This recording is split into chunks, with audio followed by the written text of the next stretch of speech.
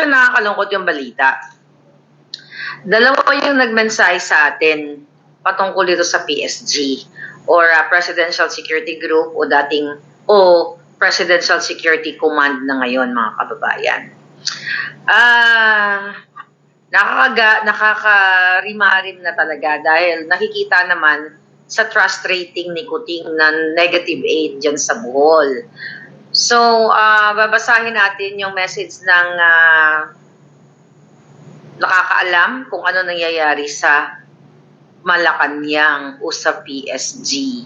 So, kailangan ninyong malaman, mga kababayan. So, yung aming talakayan kanina, actually, interview with Attorney Valera, I hope napanood ninyo. Dahil, again, very interesting and masustansyang pag-uusap. By the way, thank you so much. You are 300 subscribers. So, we are across across YouTube, we're like 770 subscribers. Okay? Si Ferdinand Dulosa, nag-tricycle driver, thank you pala. I hope sa ating noise barrage later on at makisali kayo. And yung napag-usapan namin ni Mr. Valera na No Remittance Day, June 15, natin gagawin, mga kababayan. Discuss ko muna yan bago ang ating expose. So, June 15 na natin gagawin para malaman ng gobyernong bangag ang impact ninyo. Kasi according to sa inyo, although iba-iba yung yung sweldohan ninyo. Yung iba daw, nabasa ko kanina sa Saudi, first week ba? Tama ba? First week of the month ang inyong sweldohan dyan. Sa iba naman, kinsenas katapusan pa rin. Okay? Yung iba, weekly. So, gawin na lang natin ng June 15. And also, mga kababayan, may mga nagparating sa atin na mga doctors. Okay? Ito, mga maisog doctors na nag-organize na sila. Si Ma'am Maylene Basco Tiamson. Ayan. Ito ay nag-organize sila ng hakbang ng maisog. Okay? Sinend sa akin eh. Ito. Okay, sabi sa akin ni Ma'am Mia Miranda, Miss Maharlika, good day. Please mention po sa inyong broadcast about this group that my friend and colleague has created on Viber, Maisog Doctors. Based po ito sa Pilipinas, a group of doctors that love the country and is loyal to the country and the people. Yeah, created by Dr. Maylene Basco Jamson. Nako, thank you ma'am. Sana tuloy-tuloy na po ang inyong pag-organize all over the world. Kahit nasa kayo ay nasa magpag-schedule tayo, mag-simulcast tayo, mag-meeting tayo all over the world. Dahil ipag-coordinate ako sa ibang mga grupo, lalo na dito sa Amerika at sa Canada at si Nelson Suwal. Nako, maggawa ka na dyan. At I'm calling kay Mr. Ben Repol or Repol, magtulungan tayo at marami pang iba all over the world. So, iparamdam natin sa bangag na gobyernong ito na bagsak ang rating ng lalaking bangag. So mga kababayan, meron na namang sinuspend, di ba, without due process, mayor ng Bohol. Ang Bohol, ito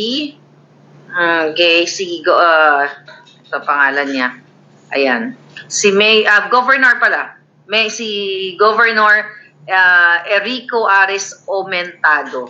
Ayun, so under suspension siya for 6 months. So yung kapalaran niya katulad ni Mayor Rama, ni Governor Hubahib, at marami pang ibang mga sinuspinde. Talaga pong demonyo na itong gobyernong ito. Okay? So may mga nag-ulat na ito daw si Governor Aumentado, although may issue siya doon sa mga controversial na yung Chocolate Hills kung saan may resort doon sa gitna, pero ayon sa balita, hindi naman siya ang nag-approve doon at hindi pa siya governor during that time. So, well, alam naman natin na ang demonyong gobyernong ito ay lahat ng associated kay Duterte ay tinatanggal niya, pinahihirapan niya, at lahat ng mga kritiko gustong gurgurin.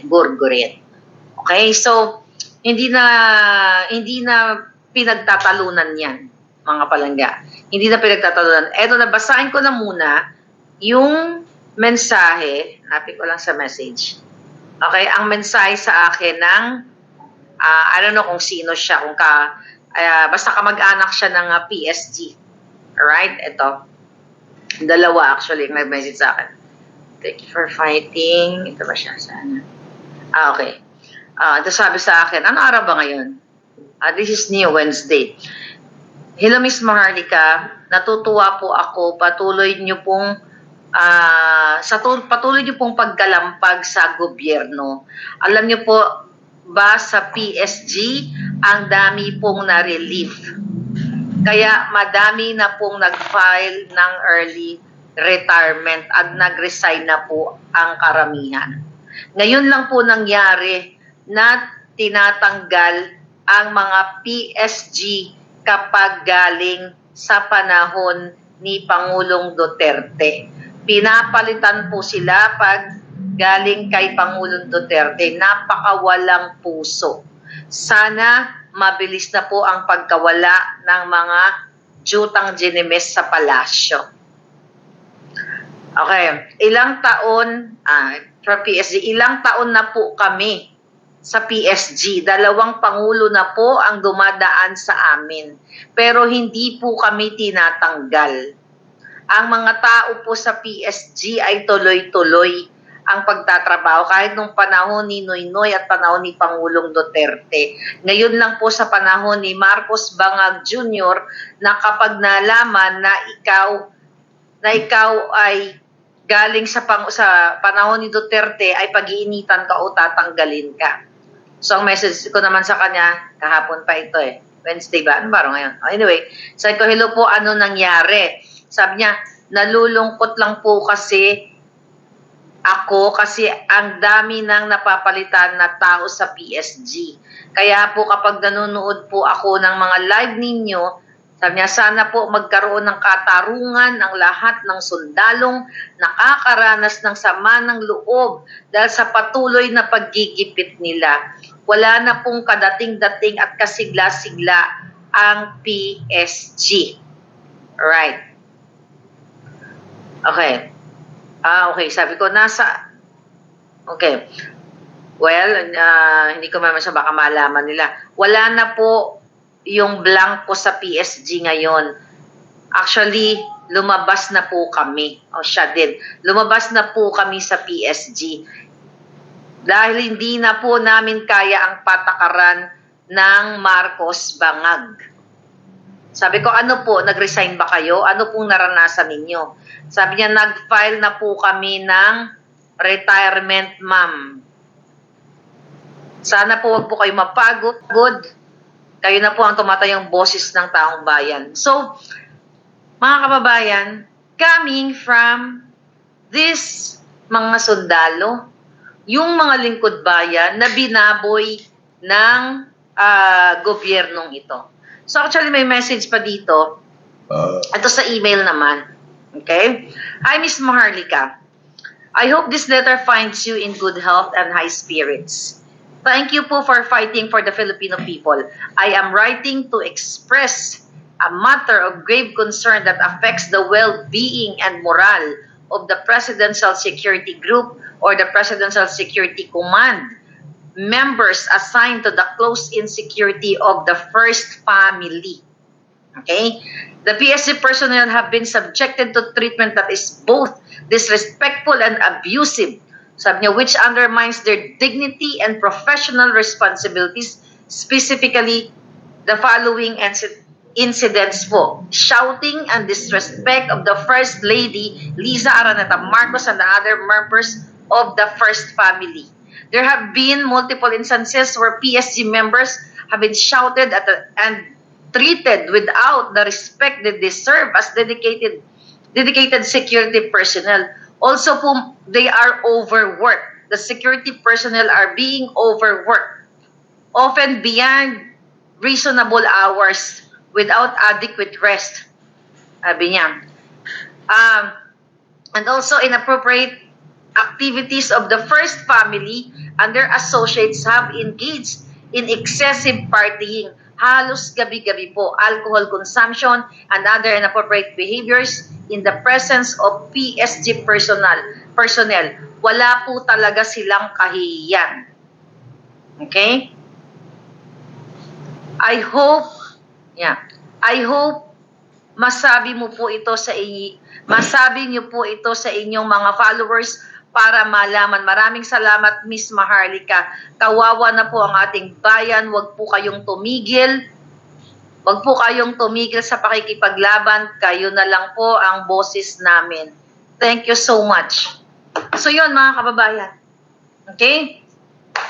Coming from PSG, Presidential Security Group, yung ginagawa nilang pagsisigaw, alam nyo, di ba, mayroon na tayong expose na may nagpatiwakal, okay? May naggurgur sa kanyang sarili dahil binulyawan, sinigaw-sigawan ni Lisa at kung ano-ano pang mga kababuyan ang ginagawa ng bangag na gobyernong ito.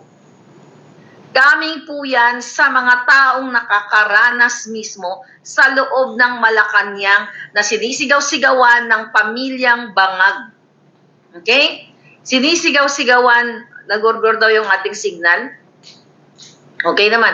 Sinisigaw-sigawan, hindi makapahinga ng maayos sa mga PSG, excessive partying, at kung ano-ano pa, message, umalis na, early retirement na, dahil hindi kinakaya ang pangbababoy ng gobyernong ito. Mga kababayan. Okay daw ang signal, sabi ni Jiminishi. Okay? So ngayon, mga kababayan, sobra na nga ang ginagawa ng mga ito. Kaya, tama lang, okay, na talagang humakbang kayo bilang isang maisog, di ba? Kaya may binasa tayong, doktor. Okay? Ngayon, okay. Napalangga. Napaka walang puso ng gobyernong ito. May play lang tayong video. Okay. Napaka walang puso ang gobyernong ito. Simula sa what? Sa pulburon. Okay? Simula sa pulburon, sa corruption, sa smuggling. At again, dito sa pinakita natin kanina, ay napakita ba natin ito? Itong kinagagalit ni Coting, kaya naman na-suspend ng walang due process etong governor ng Bohol at other 69, mga 69 pa na officers na yung iba daw po ay napatay na yung mga sinuspend o wala na sa pwesto. Saan ka nakakakita na sinuspend? Lumisan na pala. So dyan makikita niyo mga kababayan sa Maharlika Network at dito sa ibang channel na sa Buljakan wala. But anyway, babasahin ko na lang. Noong May 6, 2024, ayan ang nakuha ni Marcos Jr. Negative 8. Okay? Coming from the Bohol Times. Ayun, nakita niyo, May 6. Saan ka nakakita ng presidenteng, well, hindi siya matino, presidenteng bangag. Kasi negative 8 ang kanyang ratings. Imagine niyo mga kababayan, ayan negative 8. Basahin natin. Sabi ng Bohol Times, public satisfaction with President Ferdinand Marcos Bangag Jr., lagyan din ng bangag, has plunged to negative 8 in the latest social weather station's trained Bohol poll survey, 6 days before 2 years in the service of May 10. This is considered as poor in SWS parlance. Paano ka naman tataas kung bangag-bangag ka? Dahil ito sa PIDEA leaks na nalaman natin na talagang noong March 11 of 2012 ay dapat i-raid na si Bangag Jr. pero hinarang ni Ochoa, hinarang na mga jejemonyong mga kasabwat ni Lisa Tanas. Marcos got plus 61% in April 2023. Survey, sabi niya, 61% siya ngayon, negative 8 na gago. Buti nga sa'yo. Sabi niya, hence, he nosedive about 69 points. So, jumogsak ng 69 points. Kasi from 61, di ba? 61, tapos negative 8, kumulang pa. Hindi man lang nag 1%. So, jumogsak siya ng 69 points. While Vice President and DepEd Secretary Sara Duterte's satisfaction rating is very good with a net plus 62, which is lower than she got last year at plus 75 or 13 point down pero hindi negative 8. Bumagsak man ng konti, hindi bumulusok katulad ni Marcos Coutinho Jr. Pagbaba ni Sara, yan yung paninira nila, Tambaluslos at ni Lisa dyan sa mga conflict fund na yan. Pero yung panalo sa loto't maya-maya, loan better, smuggling, lahat ng korupsyon, bribery, extortion, ng bangag na gobyerno, ayaw pag-usapan ng mga hinayupak sa Senado at Kongreso. At yung pagpapagurgur sana ni Lisa kay Agent Morales na narinig ninyo sa CCTV doon sa Senado, mga kababayan. Ito yung impact. At I know na nararamdaman na ng taong bayan yung impact ng pagiging bangag na si Coutinho Jr. Tuloy natin. Duterte got a great majority at plus 74, satisfied with her performance, and 8% were dissatisfied and some 20% were undecided, the poll said. Class E of the respondents gave Duterte an overwhelming net approval of 85%, 82% of the 18 to 24 age group, 71% from the 3rd district. Tagbilaran City gave her, di ba, the lowest net approval rating, 30%, the survey said. Pero hindi pa rin negative, at least may 30% compare kay Marcos Jr. 1/3 or 35% of them, the respondents, were satisfied of his BBM performance, while a slight plurality of 43% were dissatisfied, which resulted in a net -8. Undecided was 22%, according to Bohol poll. Okay? Marcos' rating was in negative, achieved by any officials, local or national, after the Bohol poll started in survey in March 23 to April 22, 2024, which was publicly presented by Holy Name University's Center for Research and Publications. So, pinakamababa dahil lagi ngang nagbabangag at pabiyahe-biyahe pa ang mga inayupak, walang pakialam sa inyo, kagutuman, mataas ang bilihin, kuryente, tubig, lahat na tumaas na, pero sila patuloy na hinahakot ang pera ninyo sa kanilang mga offshore accounts. Sabi nga nag-report sa atin ay excessive partying, sinisigawan ng mga PSG, wala silang pakialam dahil ginagastos nila ang pera ng bayan. Okay, tuloy natin. The President got net positive results from 2nd District and Class E at +8 and +23 respectively. The rest of variables are all in the net negative, and the highest from urban at -24 and the lowest is -1 from the age group 16 to 24 years old. Yan. The public presentation was held at the Holy Name University Secondary Audiovisual Hall with Acting Vice President and Administrator Brother Mark Paglinawan. SV University, siguro hindi nagpapabayad tong taong ito, ano? Kaya, totoo yung kanyang rating, mga kababayan. Kaya totoo ang rating ng tawag dito, ng Coutinho. So ngayon mga kababayan, mas malupit yung sinabi ng ating sender na grabe ang ginagawa sa PSG. Ano bang ginagawa ninyo, sir, mga ma'am? Binababoy kayo ng gobyernong bangag. Imagine mo, nag-early retirement. Di ba? Nag-early retirement.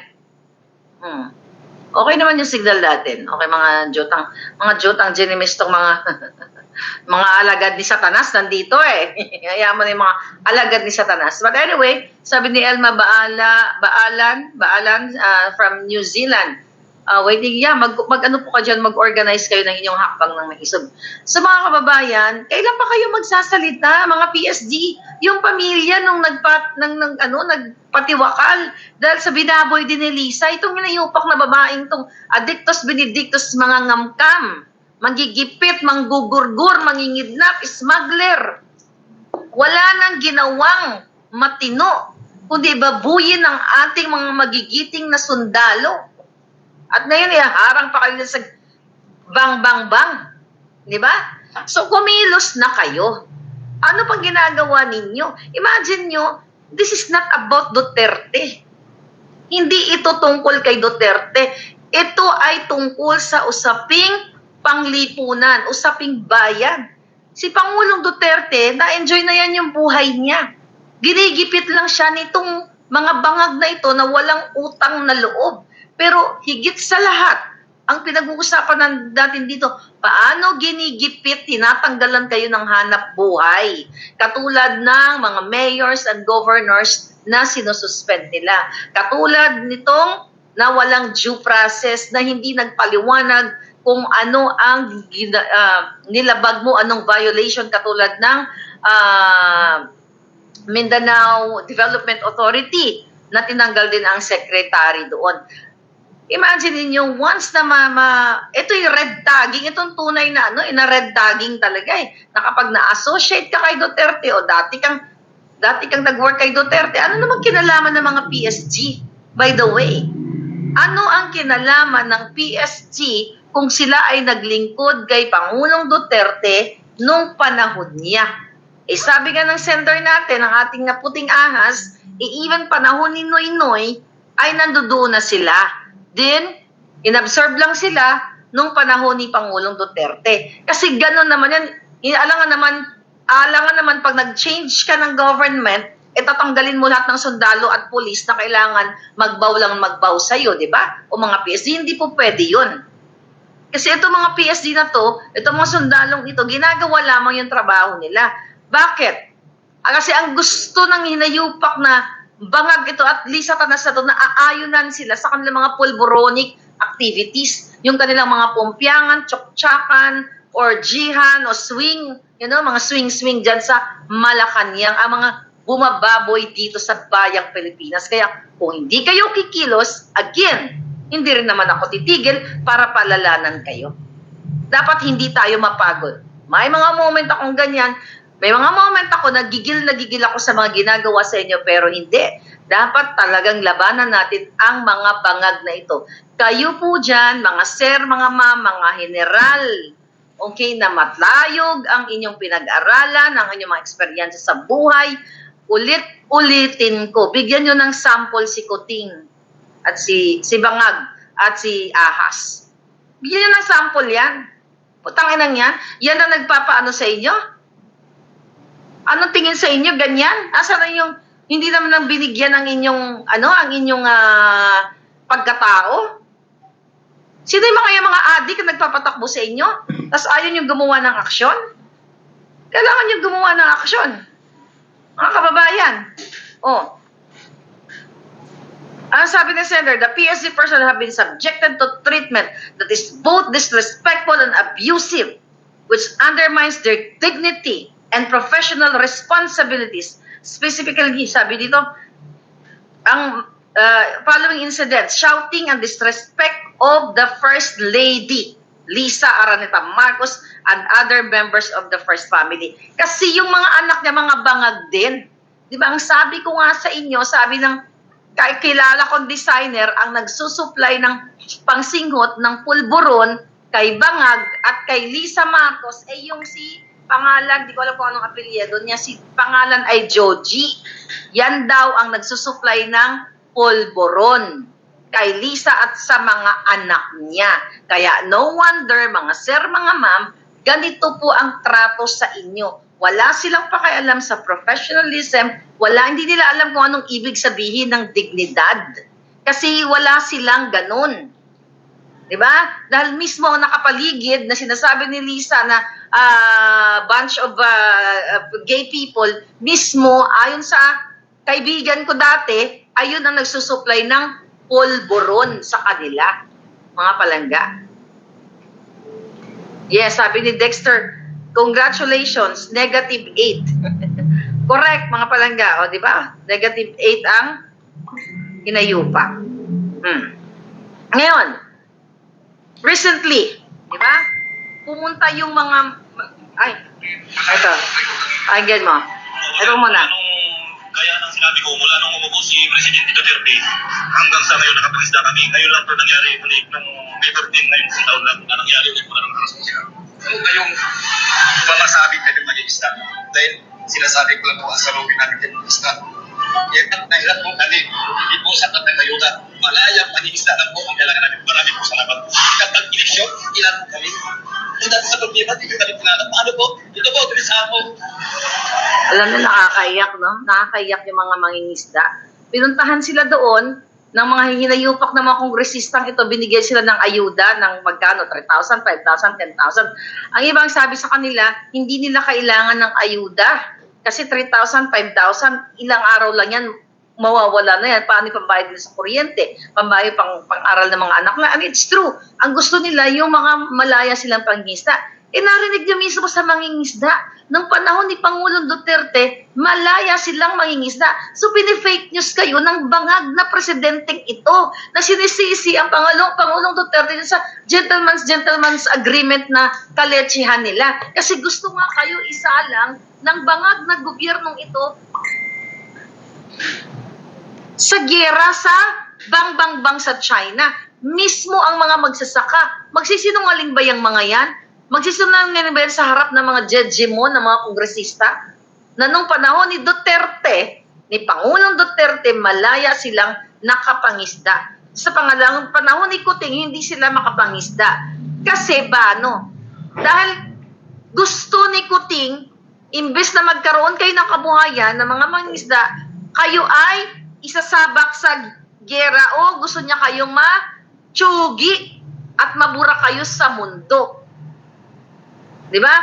Para sa kanilang advantage, sa kanilang pamilya lang. Kaya nga tinanong natin si Attorney Valera kahapon, ay kanina, kung ano yung ano niya dito, tingin niya dito sa nangyayari dyan sa West Philippine Sea or South China Sea. At ang sabi nga niya, bilang isang international lawyer, na dapat laging nasa neutral lang at dapat diplomacy. Which is yun ang sinabi ni Marcos Jr. Pero wala nang pakialam si Marcos Jr. kasi gusto niyang magpalakas dito sa bansa ko. Para what? Para hindi siya madurog o hindi siya hindi siya mapahiya dahil sa kanyang pulburon. No, Marcos Jr. Kakarayin ko kayo dito at kakarayin kayo ni distressed mother sa United Nations sa pagiging kidnapper ng asawa mo. Yan ang isaksak nyo sa mga bangag nyong juta. Dahil hindi kayo makakatakas. So by the way, balik tayo dito sa mga ingisda. Tuloy natin. Hindi ko kami tinanong. Paano po? Ito po, tulis ako. Hirap na hirap po kami. Hindi po sapat ng ayuda.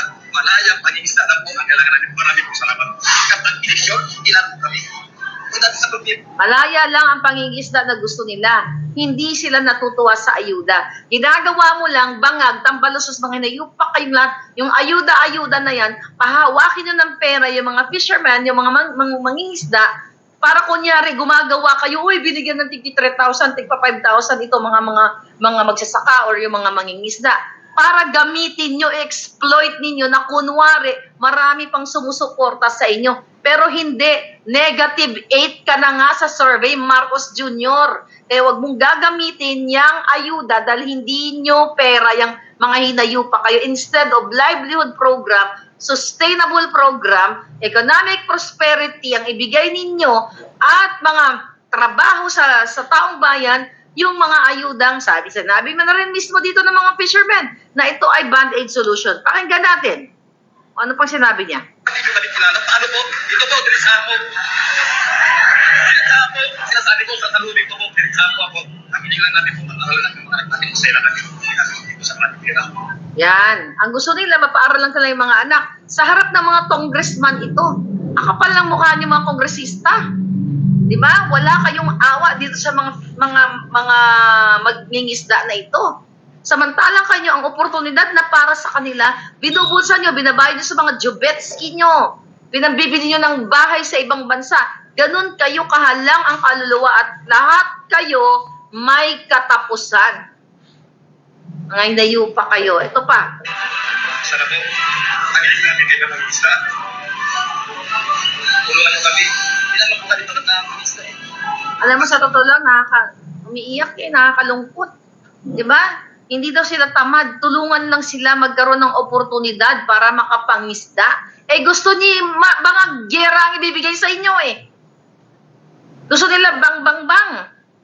Kaya kailangan niyong magsalita, kailangan niyong makisama, kailangan niyong humakbang. bilang maisog. Ito si Sir, kitang-kita mo na sa harap-harapan ng mga kongresistang mga yawa, sinasabi niya na, kilala nyo lang kami kapag eleksyon. It's true. Kasi katapos ng eleksyon, yung pera ng bayan, binubulsa. Pinagbabayad di tambalos no sa pagbabribe sa tsa na yan, sa charter change na yan.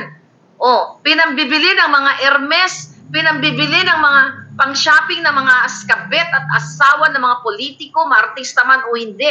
Ang pera ng taong bayan, kailangan nyong umakbang bilang maisog. Dahil pupulutin kayo lahat dun sa bang-bang-bang. Pag hindi nyo pinigilan si Marcos Jr. na ipagpatuloy yung kanyang kadyuangan, ang kabangagan ng pamilya niya, pati mga anak niya bangag. Dahil mismo sabi ng aking designer friend na yung anak niya ay sumisinghot. Si Saysay, yan sumisinghot. Bangag, Lisa, ang mga anak mo. Katulad ninyong pamilya nyo, mga bangag kayong, mga salot kayo sa lipunan.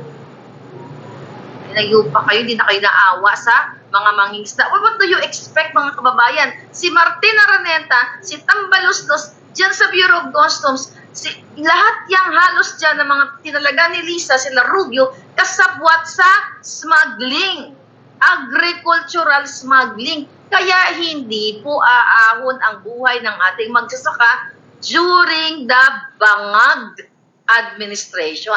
Unless kung kayo ay hahakbang bilang maisog.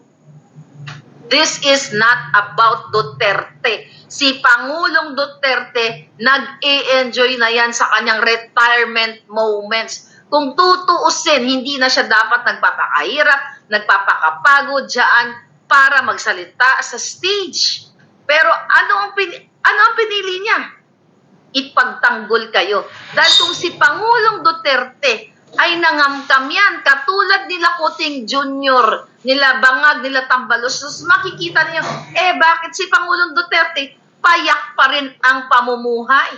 Hindi niya ginawa yung 2 years na ginagawa ni Marcos Jr. at ni Lisa Tanas at ni Mel Robles na magpanalo ng loto ng loan better. Dahil kung si Pangulong Duterte ay yan ang intensyon, makikita natin ang kanilang pamumuhay na katulad ng ginagawa ni Romualdez ng mga bangag na Marcos, yung acquire o kamkam ng kamkam ng mga negosyo, katulad na lamang sa Okada, Manila na kumukubra sila dyan. Kumukubra sa Pogo, kumukubra sa smuggling, lahat, wala nang kapaguran kumamkam. Ang hinayupak na bangag na si Marcos Jr. at si Lisa Tanas na isang kidnapper.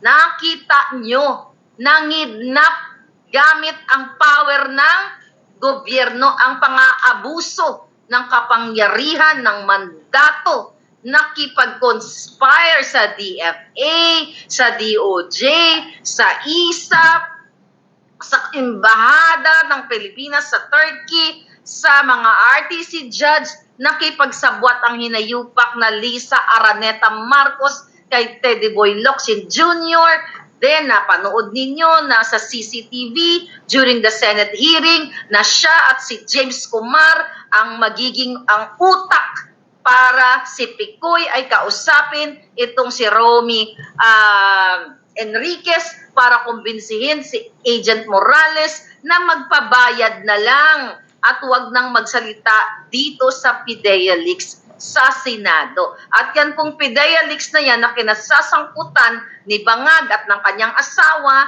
na utak ng bribery o gugurgurin si Morales, hindi natin tatantanan. Kayong mga senador, ikaw, Jinggoy, Bato, Escudero, lahat kayo, hindi namin kayo tatantanan. Alam ko, nagbabakasyon kayo, mga yawa kayo, lumalamon kayo, nagsityubaan kayo dahil sa kaba ng bayan. At hintayin ninyo ang sulat sa inyo ng distressed mother na kinidnapan ni Lisa ng mga anak dahil nakatanggap ako ng text messages coming from kaibigan nitong distressed mother na susulat siya sa Senado, sa Kongreso. At pati kay Presidenteng Bangag, katulad ng ginawa ni Agent Morales. Kung inyong bibigyan ng aksyon o hindi, well, nasa kamay ng taong bayan, ipipressure namin kayo katulad ng ginagawa doon ng ginawa namin sa PIDEA leaks.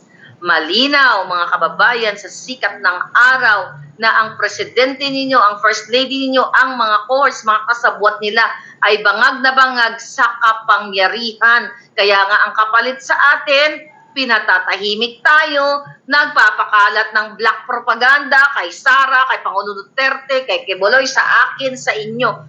Pero hindi magwawagi ang mga jutang gininas na yung mga jutak nila, dito, nag-iisa na lang ang neuron dahil nasunog na, mga kababayan. So you have to get up, speak up, and I'm so happy based sa ibalita na sa atin ni Atty. Valera sa New York ay makikilahok po ang mga religious group at nabanggit niya nga ang INC. And I am looking forward sa Manila ay makilahok na kayo, not only the INC, the Catholics, lahat kayo.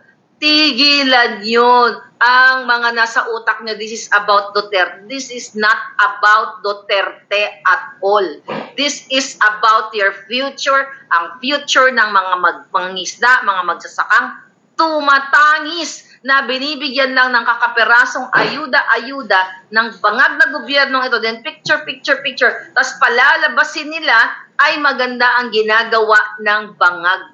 Paano naging maganda ang pagbigay ng ayuda ng 3,000, 5,000? Kukupitin pa ni Pinky Romualdez, kukupitin pa ng DSWD, kukupitin pa ng mga letse na ang press release nila 5,000 kunyari o 10,000, tapos ang ibibigay 1,000 lang.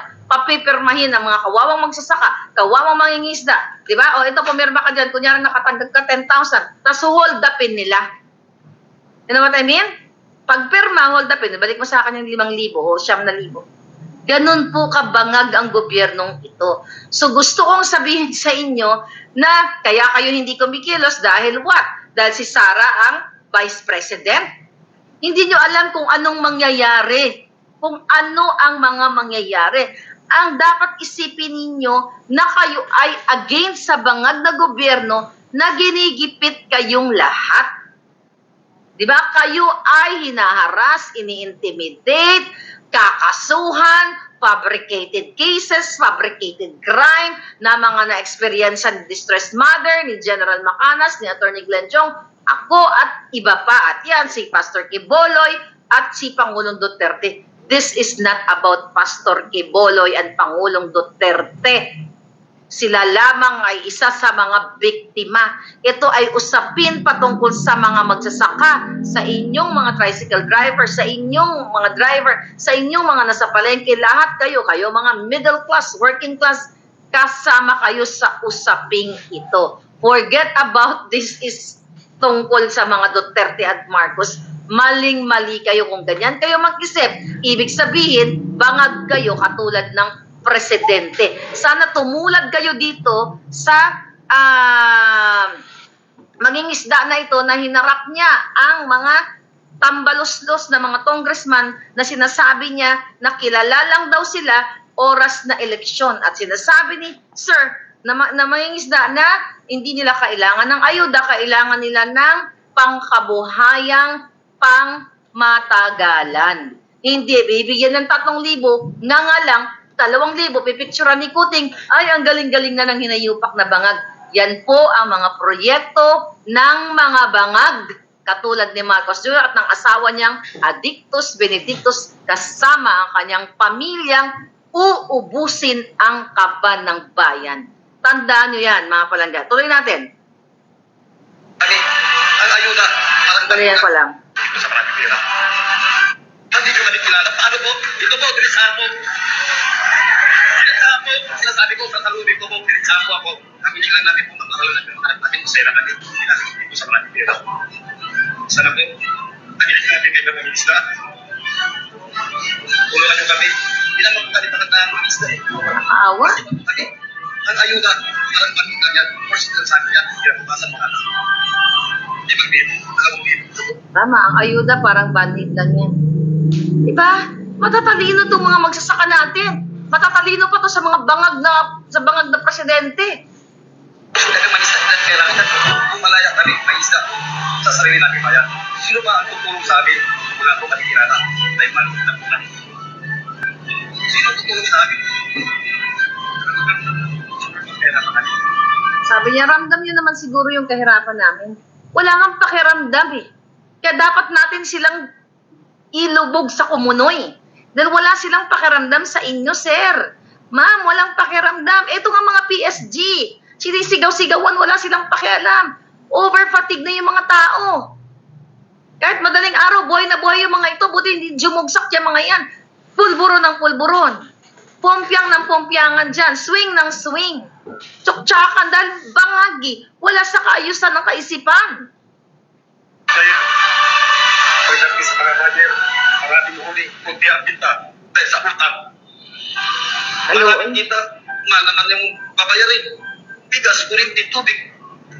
Paano na, pinanganak po tabing mahirap. Sana naman kahit kunting ginawa lang sana po. Para nasa din namin kuminhawa kahit kunti lang. Alam mo, nakakalungkot, ano? Kalooy talaga. Gaano kasakit sa inyo. Kaya nga kayo mga OFW eh. Umaalis kayo, di ba?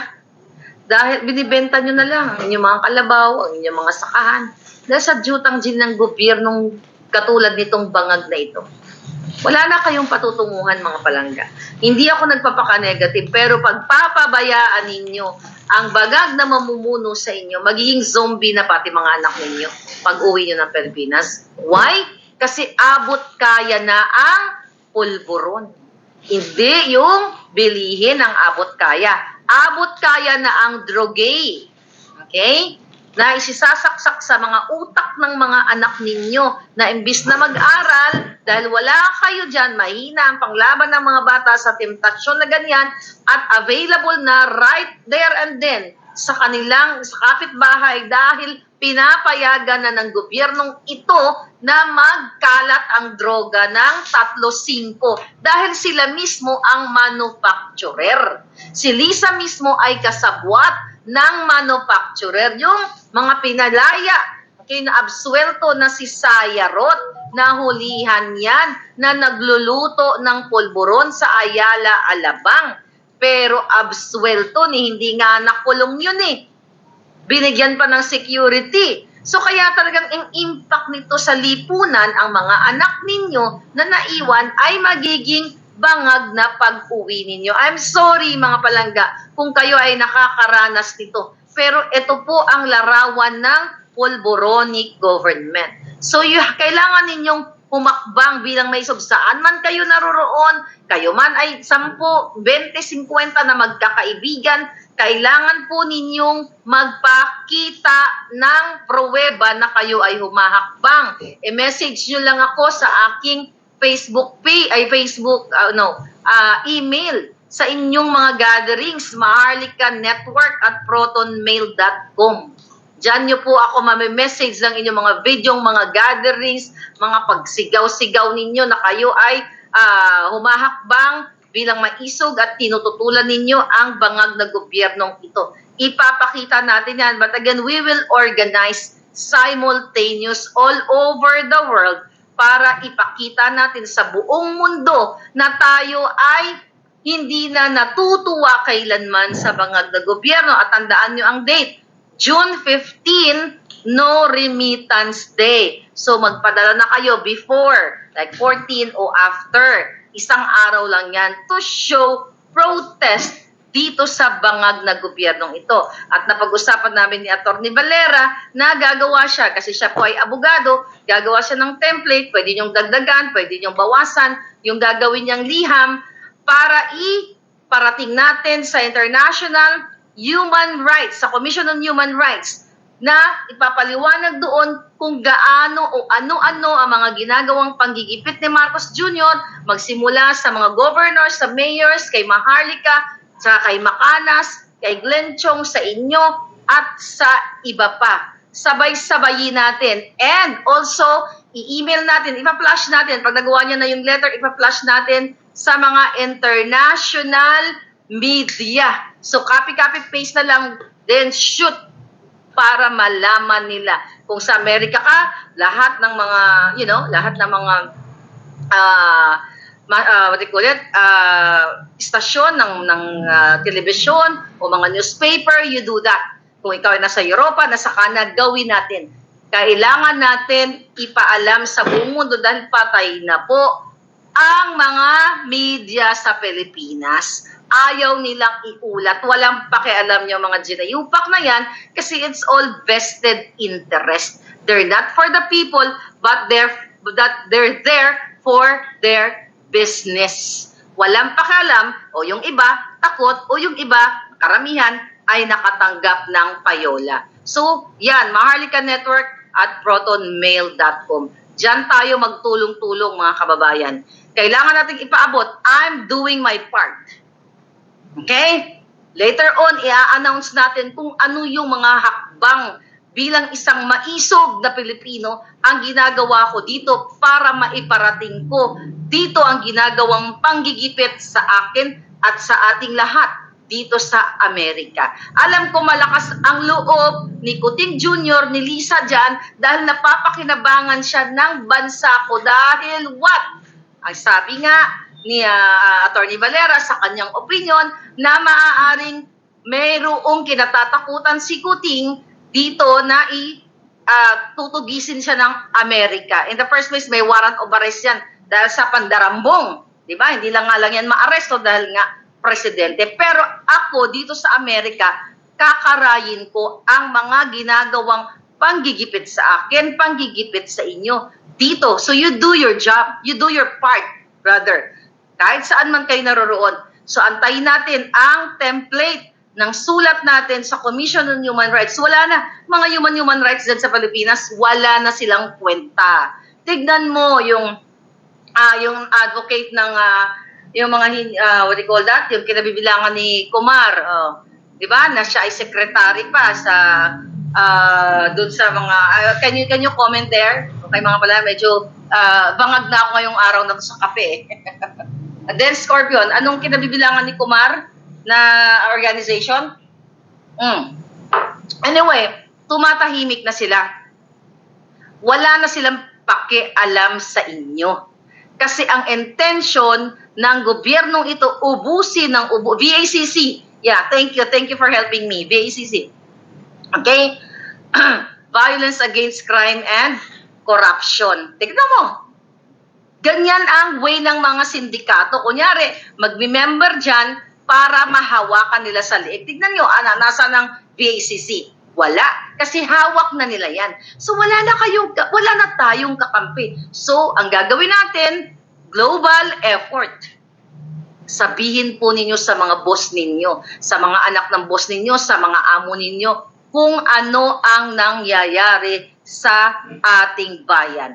I am doing my part, nilalabanan ko sila sa Korte ng Amerika. Si Lisa Marcos, si Bangag Jr., si Sandro, si Tambaluslos po ang bida sa aking declaration dito sa Amerika. So, gawin natin lahat, magtulungan tayo, lulubog natin sila sa Kumunoy, wawakasan natin itong mga jejemonyong ito. Anyway, ito pa mga palangga. Okay, recently, yung kabangagan ni Kuting, di ba? Talo pa si Noynoy. In fairness, si Noynoy noon, ang dami natin sinabi, totoo naman lahat ng sinabi natin, pero natalbugan ni Marcos Jr. si Noynoy. Si Noynoy maintindihan mo kasi may problema eh. Ipinilit lang may problem eh. Eto si Bangag, well, problem na rin kasi nasunog na yung neurons eh. Diba? Kaya talagang mas bangag siya. Diniscredit ang Pangulong Duterte na wala daw ginawa sa Tacloban, zero, nada. But you know what, bago ko i-play yung video, no? Parang sa inyo yung audio. I'm so proud of Sebastian Duterte kay Baste. Alam kasi, ang daming nagka-crush dyan kay Baste. Ayoko nang sumali. Di ba? Ayoko nang sumali para maging matrona naman ang datingan natin. Pero na-amaze ako kasi nakita ko yung picture ni Baste doon sa Tacloban na kung saan 24 years old lang siya during the time Volunteers Against Crime and Corruption. Yeah, what did I say? Yeah? Violence, yung ganun talaga, slip of the tongue. Ganun talaga, ang importante nandoon yung against crime and corruption. So, Maisog Vancouver, yes, Sandra Palanga at Charlene, please join sa ating lahat sa Vancouver. Lahat, mag-create na kayo, mag-organize na kayo. Baka makalimutan ko si Baste. So nakita ko, i-compare ko lang si Baste at sa mga anak ni Kuting Jr. Alam mo, ang mga Bisaya, no, yung mga Tagalog, ang mga Bisaya, Ilonggo, basta mga Bisaya, waray-waray, cowboy talaga yan eh. Unless na lang kung magpaka-alta-alta ka. Pero doon sa nakita ko kay Baste, sa litrato niya na nagbubuhat siya ng mga victims, ng mga cadaver during that time, ibig sabihin, ang batang ito, yung batang yun, nung time na yun, that was, halos anak ko lang siya yung edad niya nung time na yun eh, di ba? Yung batang yun ay nakita mo yung pagiging tao niya at hindi siya nag-iinarte na sumama sa kanyang ama. I don't know kung sabay din sila ni Pangulong Duterte nung time na yun. Di ba? Na tumulong doon.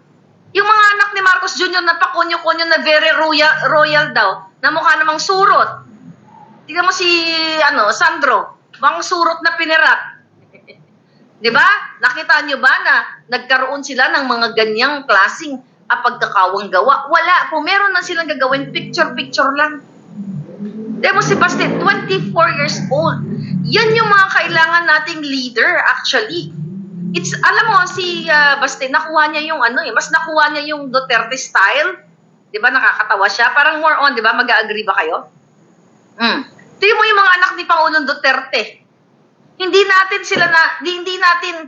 natin alam na ginagawa pala nila noon ng time na yon. Hindi naman sila nagpasikat-sikat. Kung katulad ni Marcos Jr., ginawa niya, kunyari ni Surot yan, ni Sandro, ang gagawin nila, i-highlight nila yan. Picture, gagawa ng reel, kunyari si